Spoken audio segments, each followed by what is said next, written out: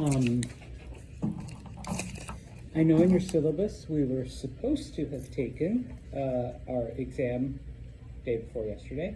So we're about a week behind. So our next exam is actually going to be a week from today, so Wednesday the 29th. We should finish up this chapter today and Friday, and then like I did on the last exam, I will do a review sheet. So we'll do that on Monday, okay? And then, yes, test on Wednesday, all right? Excuse me. Wow. Okay, so this chapter deals with the axial age, and I promise I'll come back to this for those of you that are still the axial age deals with the years 1000 to 0-ish. And we see that during this 1,000-year period, number one, we see the rise, and this is where we kind of focus on, we see the rise of new ideas, new philosophies, new ways of thinking. Number two, we see the collapse of some of the old empires that we've looked at, and we see the rise of new empires. And number three, the empires that do survive this time period, they're still around. We do see a fundamental change in what they are and what they believe, etc. Now, on Monday, we covered China. We talked about China and some of the changes and all of the things, how it survives and the new philosophies and some of the changes. So if you recall, it is the end of the Zhou dynasty, which we started in the previous chapter, okay? We basically start at its downfall and collapse, and then after a 200-year period of civil war, we have the Qin dynasty, okay? And that's where we get the name China. I know that's with a Q, but whatever, don't ask me. During the Qin dynasty is when we see then the rise in some of the, end of the Zhou, beginning of the Qin. We begin to see the rise in some of these new philosophies. So we went over these on Monday, but you should be, basically familiar. Confucianism, okay, Taoism, and then legalism, all right? I'll say it straight up, that's why I wrote it like this. I know I had a much longer list in the slides, but militarily, during this 1,000-year period, you should know that the Chinese contributed, number one, the draft, okay, taking average people and forcing them into an army as opposed to just the warrior class. And number two, the crossbow. Okay, because I am going to ask you, what are the Chinese two important military contributions? So, the draft and the crossbow. All right, answers are right there. Agriculturally, I know, once again, I gave you the long story and, the people, and they got land, and they grew stuff, and they water. Well, the two most important agricultural contributions that I'm looking for is, number one, crop rotations. Remember that it was the Chinese who first thought of dividing their farmland and leaving part of it empty so that it is fertilized naturally, and then every year they would just rotate that empty field. Okay, they would rotate. Okay, I already said it, sorry. In addition, they would also change up the crops that they planted. Okay, so that was also a part of it. But the big part is that they would rotate their fields. Okay, so contribution number one. The other contribution, and yes, we already have iron plows, they already had iron tools, but it was the Chinese who came up with the idea of tying it behind an animal, specifically an ox, and letting the ox do all the work, and the human just basically steered. Because before, humans were actually doing the bulk of the physical manual labor, okay? If you put iron plow plus animal, I guess I'll accept that because, I'm sure some people use mules or horses or donkeys or whatever, okay? But specifically, the Chinese used an ox to do it, Okay, so the two important military contributions, the draft, the crossbow, two important agricultural contributions, crop rotation, and then, putting an iron plow behind an ox and letting the animal do the bulk of the work. All right, and so now, yeah, come on.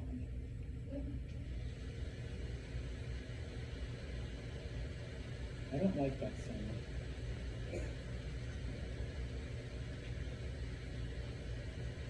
I don't think it went to you.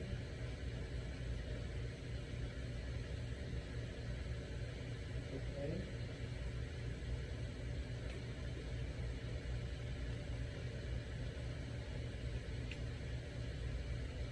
Isaiah, I may need you in a minute. It's the rule of the giants. When a short person asks, can you push that flashing blue button? Let's see if that did it. No, it does nothing. All right. Huh.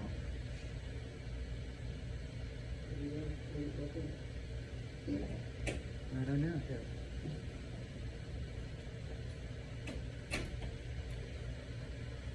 Did it burn out? Maybe the button?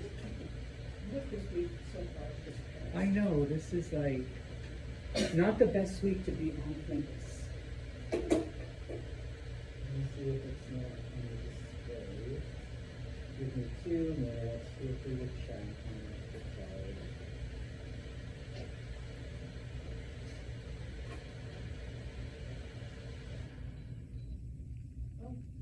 Okay. I don't know if I like that any better.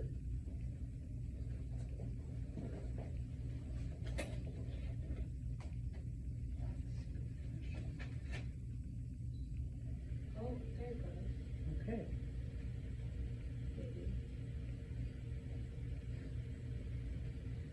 If not, I'll just blame Isaiah. He's the one who touched it. He's like, you told me to touch it.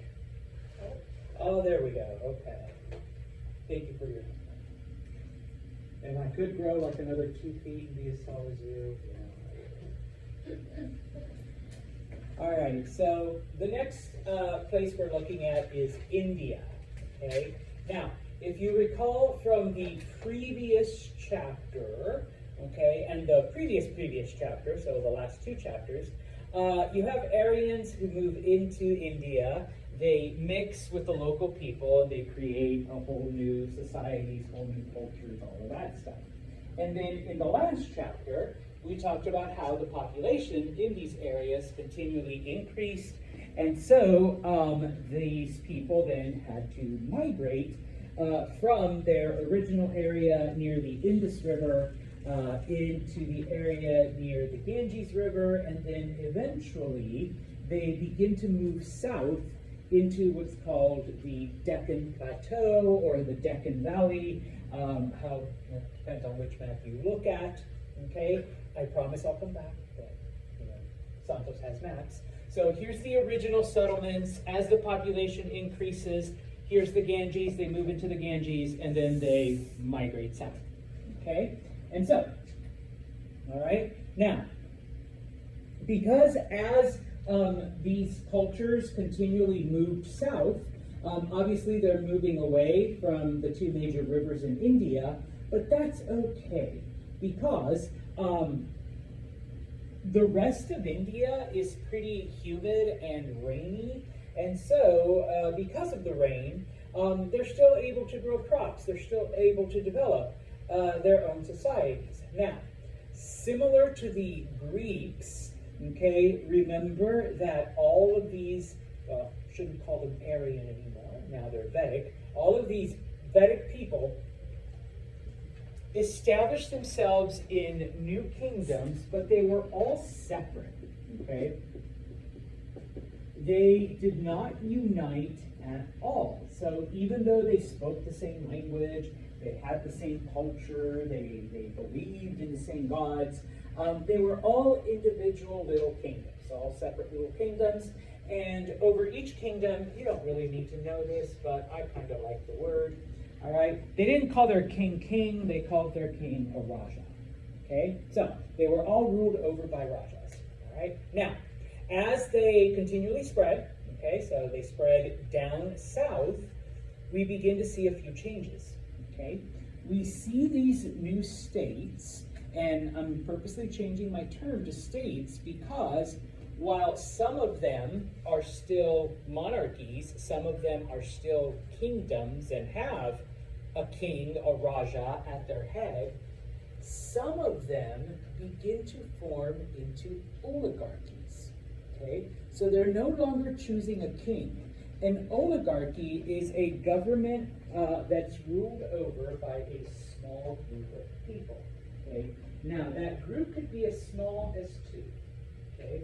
It could be 4, it could be 6, it could be 12, it could be 25, whatever size, all right? You have a council that rules over the state. Typically, okay, and I'm not saying that all of them were like this, but the majority of them, those councils, those, oligarchies were made up of the warrior class. Okay, so maybe the 3 best warriors in the kingdom, in whatever, those 3 made all of the decisions. Okay, but it was typically the warrior class that did it. All right, so this is the first new thing that we see.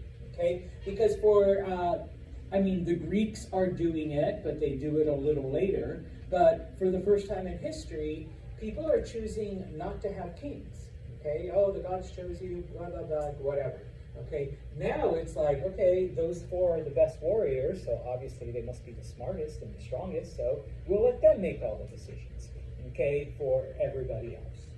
So they still have a king, but then like the different states are more controlled by like the oligarchy, or? No, they just decide to not have a king. Oh. The warriors decide, you know what, we're the ones that have to fight anyway, so we should be the ones making all the choices.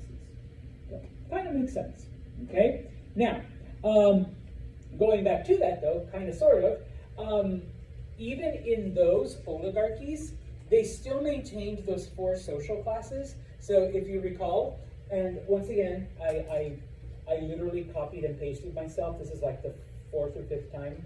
All right, so you don't even have to copy it down. Or I see some of you taking pictures. You don't even have to do that. All right, because you can just look back at previous slides. They still had these divisions. They still had, all of these social classes and whatnot. So they didn't change society. They just changed who called the shots. And in this case, it was the war. They even, outright, what the hell do you guys know? You guys just, pretend you talk to the gods and academics. Go read a book. But the warrior class were the ones that are getting stuff done. Okay? And so once again, just the map to show how they begin to spread out. Okay? And then of course the 4 Varnas.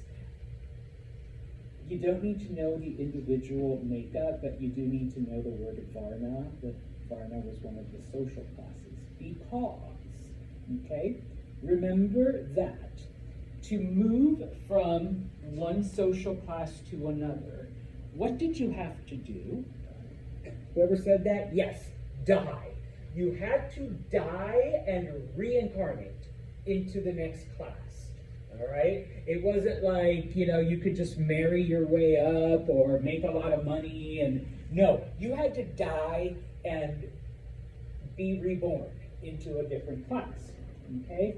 Well, as the population increases, as we're having, hundreds of thousands and thousands of people of a certain class, next philosophical change, we begin to see a general, they begin to add sub-levels within each Varna, which is within each caste.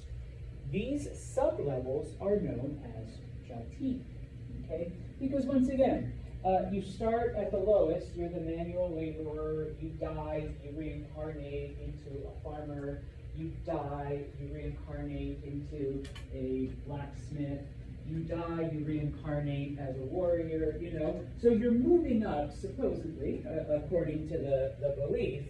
But now that you're getting so many people, we begin to see further divisions, okay? And those jati are divided by actual job, what you make, what family you're in. And so, if we're looking like at the blacksmiths, okay, you're in one certain varna, but we have a blacksmith here, we have a smith, excuse me, that works with gold. We have a goldsmith. But then we have a smith who works with just common metals like copper. All right. So guess what? Gold is more valuable than copper. So this jati is higher than this one. Okay. Oh, and we have a farmer over here, and this farmer grows potatoes. But then we have another farmer who grows carrots. Well, guess what? I mean, potatoes, we can grow French fries and hash browns and baked pods, all that yummy stuff. What do you do with carrots? Nothing. So our potato farmer is a higher class, a higher jati than our carrot farmer. All right? And so little by little, we see those, further divisions. Now, when you die and you work with copper, you don't automatically go to the next varna now. You might reincarnate as a smith again, but this time you work with gold. Okay? So you've just moved up a jati. So basically we just made it harder. Okay? Because now you got to go through however many sub-levels of one varna, and once you've done that, you go through like 20 sub-levels of the next varna, and so then you now go to the next 20 level, and so on. So just to move from one level to another, it could take you 10, 20, 30 lifetimes. Okay? This is why, promise I'll come back. This is why it's a pyramid. Okay? Even today. All right? How many of the upper class are there actually? Not a whole lot, okay? But we have a lot of these, okay? We have a lot of ditch diggers and mud movers and canal builders, okay? We have a lot of farmers, but we don't have a lot of these people, okay? And so this gives us then another reason, for, holy crap, all right. Now, I know we don't go into all of the terms and stuff. I mean, we will do one or two of them later. But there's a term in this known as dharma, which is fulfilling your calling to the best of your ability. And basically, if you fulfill your dharma, then yes, you move up. Okay? If you are the best, sorry, Amanda, you are the best ditch digger, okay, in your next life, you're going to be a canal builder. All right? You're still shoveling dirt. All right? Yeah, they're like, that's cool, yeah. If your dharma is, you might stay at that same level in your next lifetime. Or if you never fulfilled your dharma, you get pushed back to just a common ditch digger. You just dig holes, that's it. At least that's a canal. All right? So, so it takes you forever. And of course, if you're at the top, all right, if you're one of the academics, of course, Rory, it's like, I'm in it. Like, I'm the only one up here. Obviously, I had to go through like 30 lifetimes before I got here, so I'm obviously better. I obviously did all the work already, I'm sure, 55 lifetimes ago, I was digging ditches, so hang in there. Maybe in your next life, Amanda, type of thing. Okay? Now, in addition to these divisions, we also get like these new restrictions. And it's one thing, okay, if you're in this varna, you don't marry up. You can't be like Cyrus the Great, and you ended up marrying a woman of the higher class and then used her family influence to make yourself like, so great. Okay? No, you cannot intermarry with a higher varna, but now you cannot even intermarry with a higher jati. So the children of a ditch digger don't even get to marry the children of a canal builder, even though they're at the same varna. they're still a little separate. This one's still a little better than this one. So no, we don't mix them. Okay? Yeah, sorry about that. Your kids aren't good enough, Amanda. So, you just leave them in the same place. Okay? Now, so number one, like, obviously, people are going to start to question this system. Okay? People are going to start going, like, WTI. Like, what's going on? All right? Now, what begins to speed this up, of course, the population's increasing, they are expanding, they are moving into new areas, and, they have more food, so more food, more people, more food, that cycle still holds true. And so they're building more and more cities. And nothing can be worse for a system like this than having people interact with each other. Okay? But before we get there, okay, first off, we begin to see people that don't fit like precisely into the one of the pre-established divisions, whether it's a Varna or whether it's a Jati. And two examples that your book gives are people like teachers or bankers, okay? Because maybe you do have people who have a certain skill set or a certain knowledge, but they don't really use it to, make something, okay? Isaiah knows how to work with metal, but he decides he doesn't like working with metal, even though he knows how to do it. All right, it's boring. Like, damn, I get tired at the end of the day. But he can teach that to other people, and so he decides to start doing that. Okay, well, technically he's a smith, but he doesn't actually smith anything. He teaches people how to do it. So where are we going to put him? Okay, you get people that have a lot of money, and instead of doing whatever, they decide they're just going to make more money. They're going to lend it to people. Because when you lend someone money, like when you get it back, you get interest with it. So you're making money, even though you're not really doing anything other than waiting for them to pay you your money back with the interest. And so it's kind of like, okay, so where do we put those people? I mean, we don't have a social class for people who lend money and then just wait for the loans to be paid back. Okay. And so, yeah, we begin to see, okay, these people become the teachers, these people become the bankers, but where are we going to put them? Like, where in the social status do they fall? So we begin to see conflict, all right? Number two, and no offense, humans are dirty. We are. We're stuck, all right?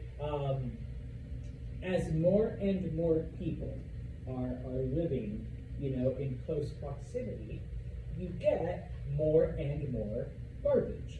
You get more and more waste. All right?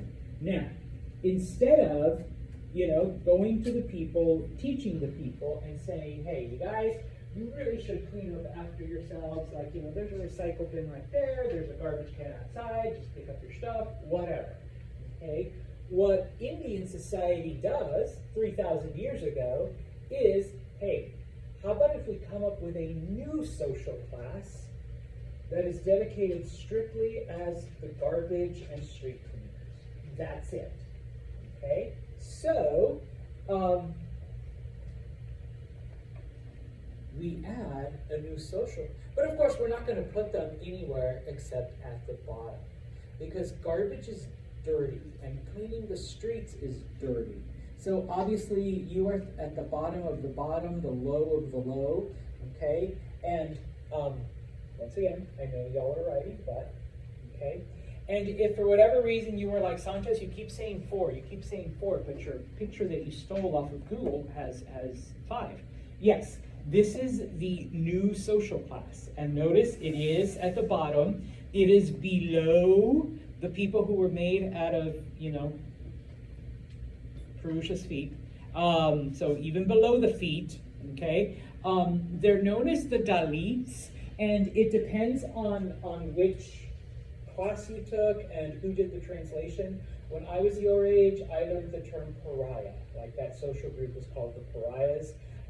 Some people, like I said, call them the Dalits. Okay, I promise I'll come back. I know some of you just started writing. Some people refer to them just as the untouchables. Okay, because like, no, they're like lower than the ditch diggers. Okay, they are like literal garbage.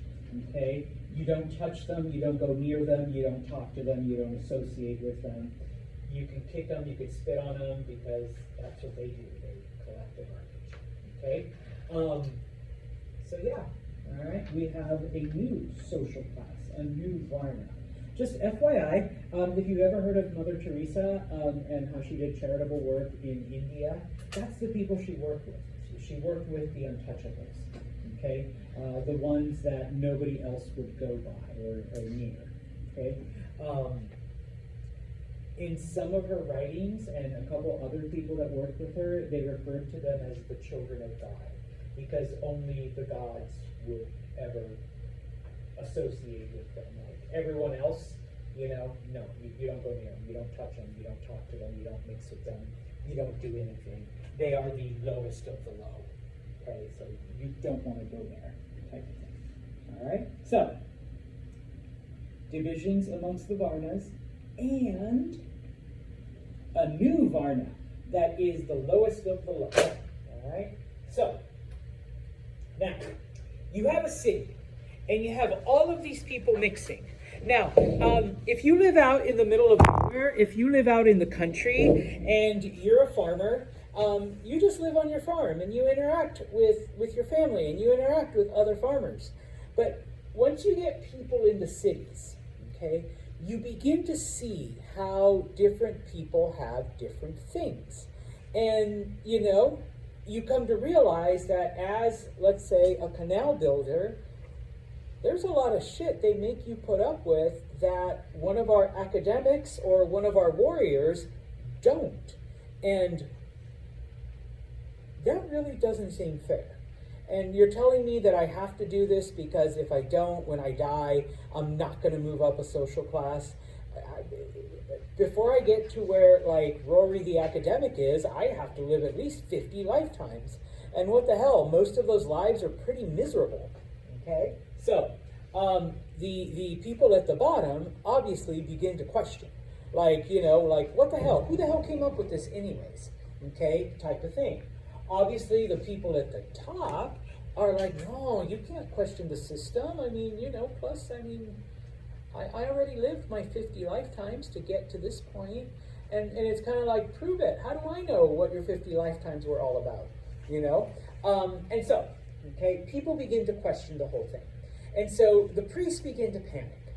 And they go, and in this case, in the states that are kingdoms still, it doesn't quite work in the oligarchies. But in the states that are kingdoms still, they go to the Raja, they go to the king, and they're like, Raj, we are starting to get like some disobedience and some rebellion from the lower classes. They're starting to question this system. And like, if they figure out that, like, you know, I know we all believe in it, but even I'm not 100% sure that I really did live 50 lifetimes to become a priest, you know, type of thing. So, you know, we got to help each other out here, okay? So, number one, the priests begin to teach the people that, yeah, the kings come from divinity. The kings were chosen by the gods to be the kings. That's why they're the kings, and you need to do what the kings say, otherwise you're not just disobeying the king, you're disobeying the gods. And then the king says, that's right, and what I'm telling you as the chosen one of the gods is to listen to the priests, okay? Listen to everything they tell you to do, okay? Now, it is during this time period that we do get that creation story, the sacrifice of Purusha, okay, to try to justify, you know, keeping people in their position. So I'll come back, gotta go back to my plagiarized slide. So it's like, you know, you're the ditch diggers. You came from the feet. You really think that the feet are more important than Purusha's brain? Okay, where our priests come from? Well, no, you can't go against the natural order. Okay, there we are. And so, you know, another story that they come up with is that there was a king, Manu, sorry, there's no accent, Manu, and chose him with money and power and wealth and influence, and that his people would have it, and that, you know, basically that's how it started, that the king is the chosen one of the gods. And if you rebel against the king, you are rebelling against the gods. And if you rebel against the Varnas, if you begin to question, why do I have to live this horrible, hard life when the people in the upper class just basically sit there and, you know, have all of this privilege, then you're questioning, you know, Purusha's sacrifice. You're questioning, you know, the will of the gods. Okay? And while it does work for some people, we do see, okay, people begin to challenge that. All right? Someone brought it up in my last class how it reminds them, if you ever saw A Bug's Life with, I think it's the crickets are the bad ones, and they're like, oh, you idiot, what if they figure out that there's more of them than us? Okay? And in this case, you know, there's way more of the ditch diggers and unskilled labor than there is of the upper class. Okay? Way more. All right? So, we see two philosophies come up during this time. All right? I know, finally, Santos, to the philosophy. The first one is a philosophy known as Jainism. Okay? I always butcher his name, so I'm sorry. It is started by a man named Vardhamana Mahavira. Okay? He is a member of one of the business, the trading class, right smack in the middle. And, you know, he basically, interacts with people and sees how unfair life is for the lower classes, while for the upper classes, you know, things are just wonderful. And he basically asks himself, what is the meaning of life? Okay? It really can't be, pardon my language, but having a shitty life, dying, reincarnating into another shitty life, and then living that shitty life, and then dying and reincarnating into another shitty life. Okay? No, there has to be more to it than that. All right? So when he's 30 years old, he gives up everything, because he does have possessions. I mean, he's not part of the upper class, but he does have things.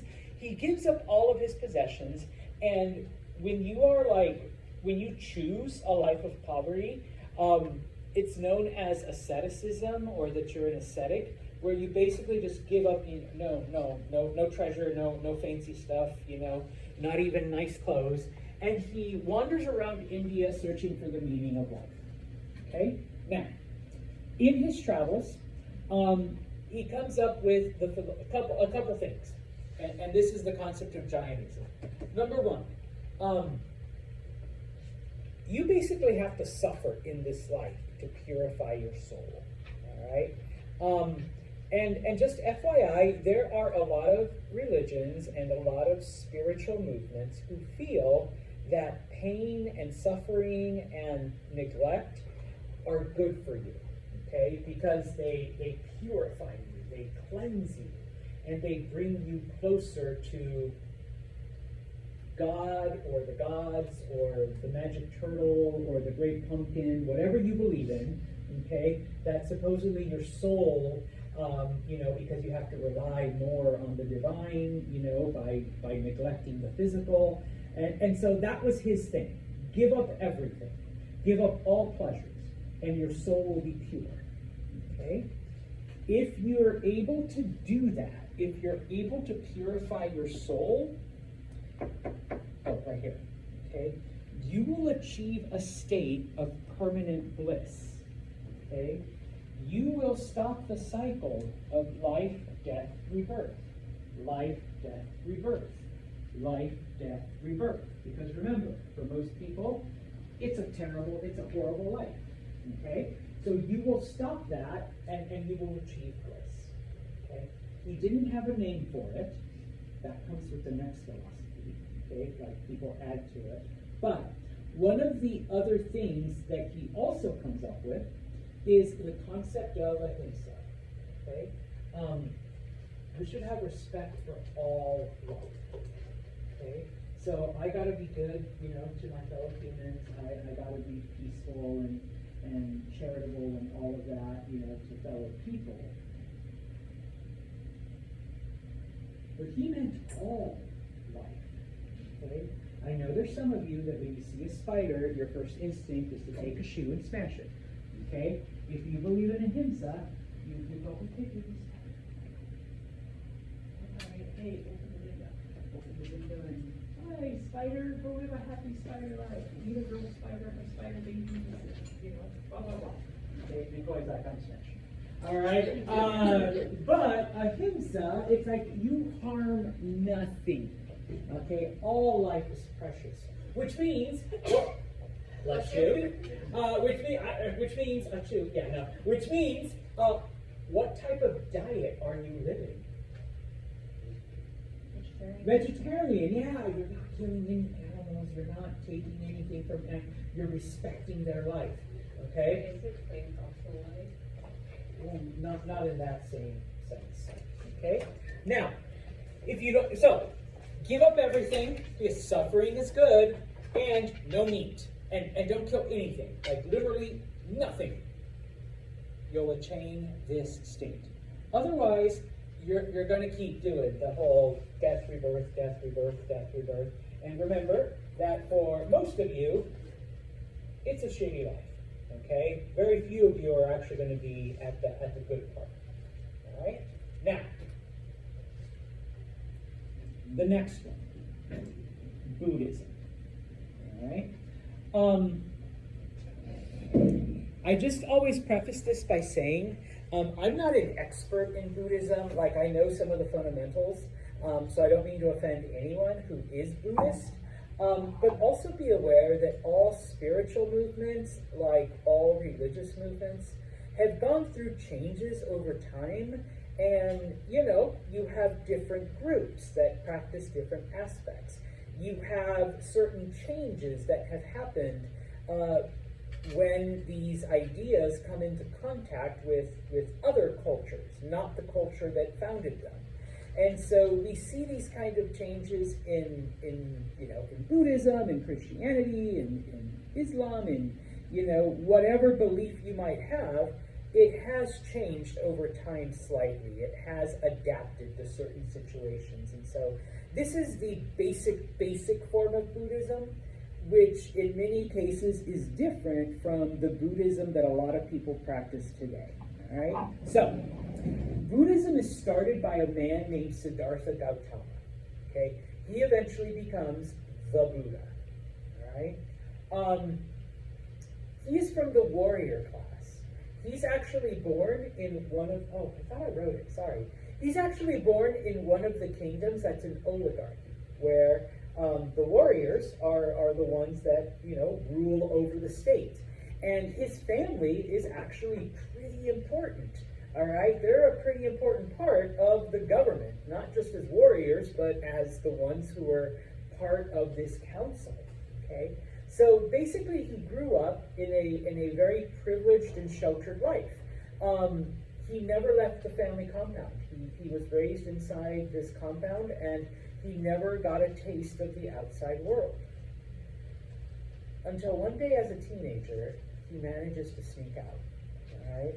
And when he sneaks out of the family compound, he is in utter disbelief at how miserable life is for the majority of people. He never realized that people lived in any way other than the way that he lived. And the fact that he had so much privilege, like, just seems completely unfair to him because he goes around and he sees poverty and he sees suffering and he sees, like, you know, the untouchables being kicked and spit on and, like, you know, all of this stuff. And to him, it's like, you know, what the hell? Like, I never realized that this was the actual world for the majority of people.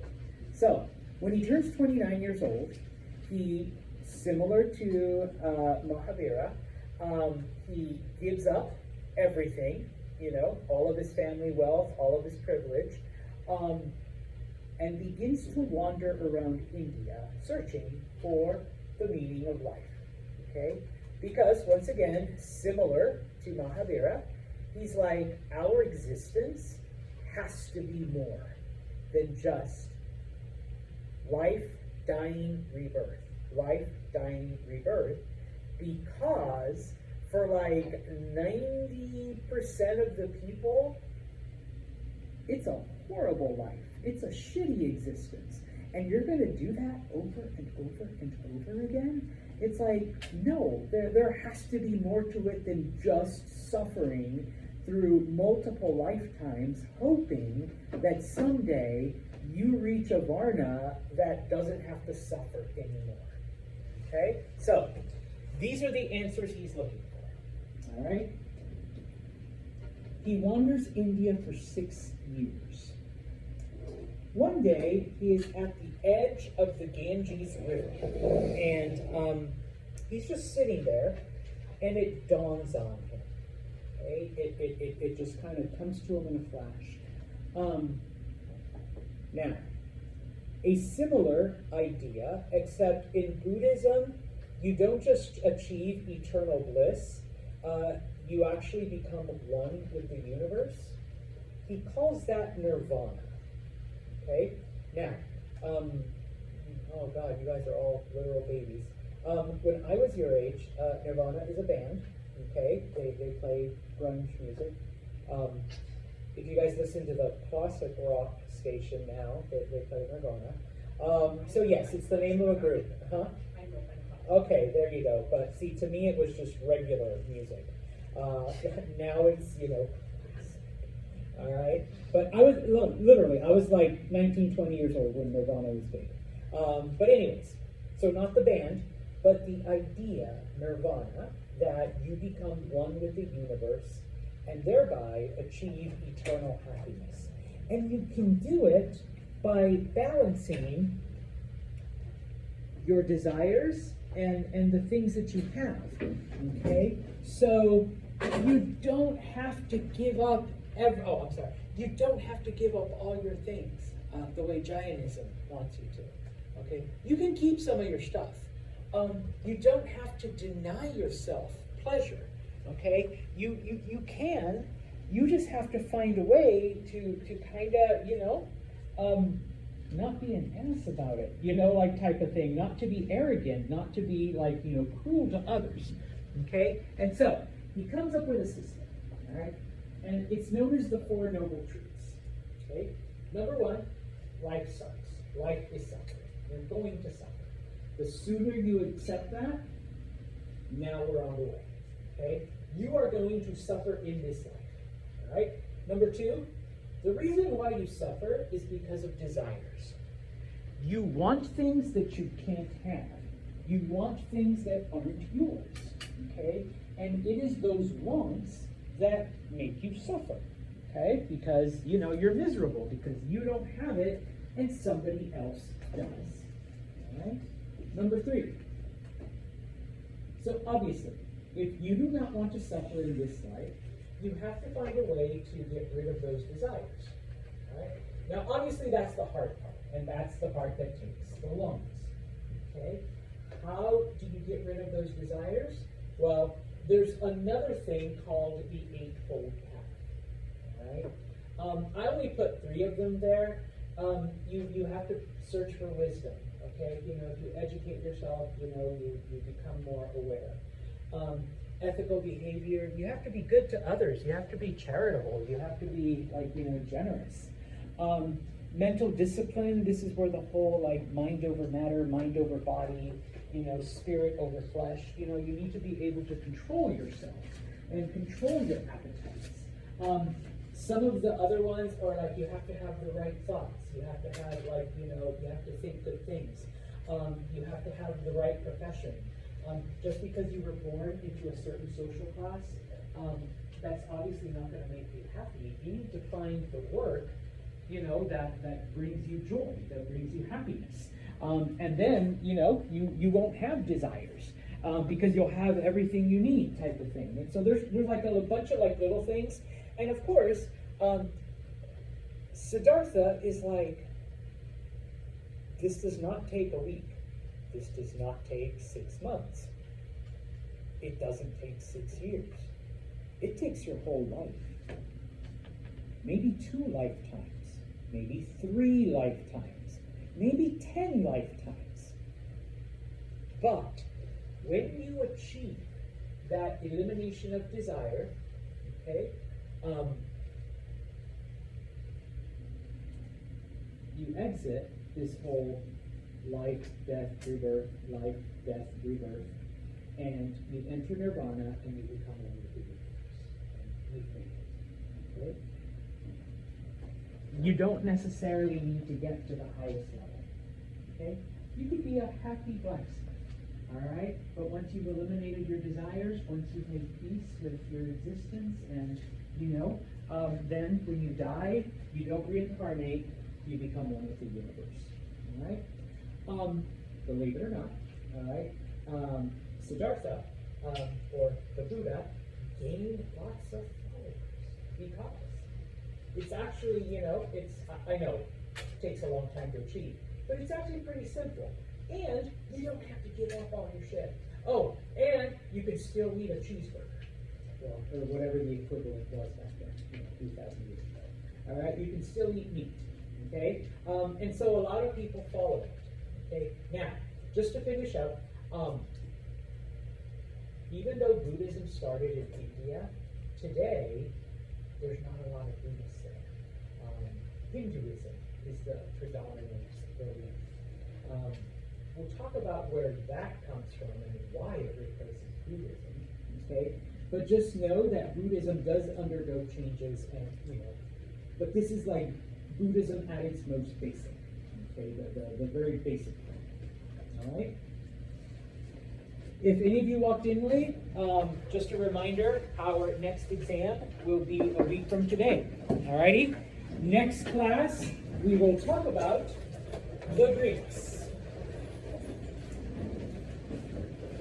All right, you guys can go. Bye.